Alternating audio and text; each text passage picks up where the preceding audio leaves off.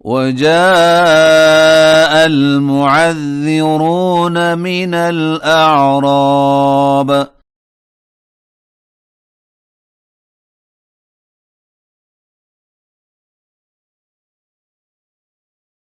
ليؤذن لهم وقعد الذين كذبوا الله ورسوله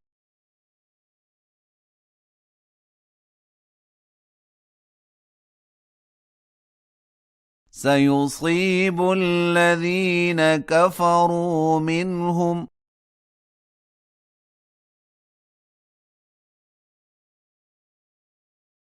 عذاب أليم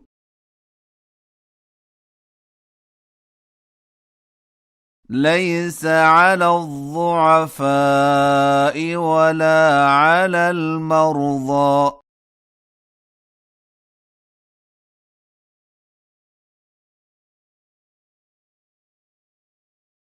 ولا على الذين لا يجدون ما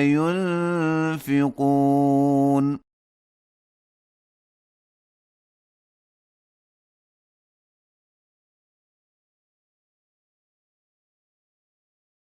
حرج إذا نصحوا لله ورسوله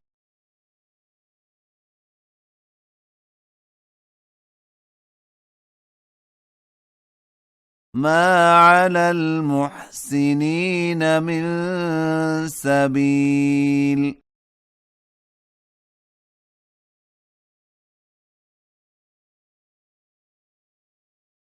والله غفور رحيم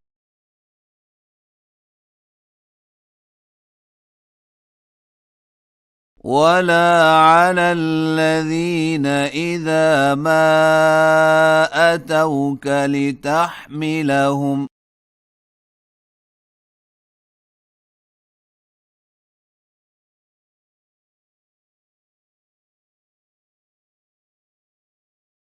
قلت لا أجد ما أحملكم عليه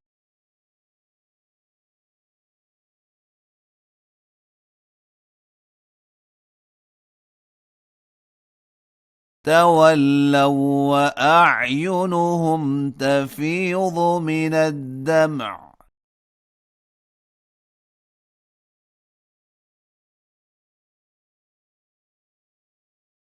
حزنا ألا يجدوا ما ينفقون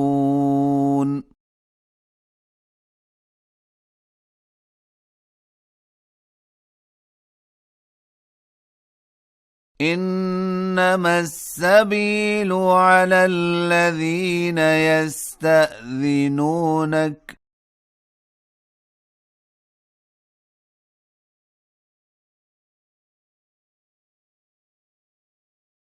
وهم أغنياء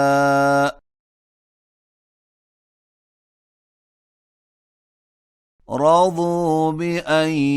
يكونوا مع الخوالف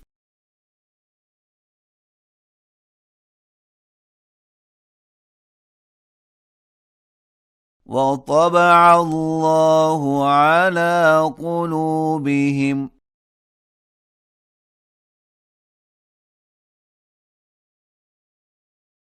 فهم لا يعلمون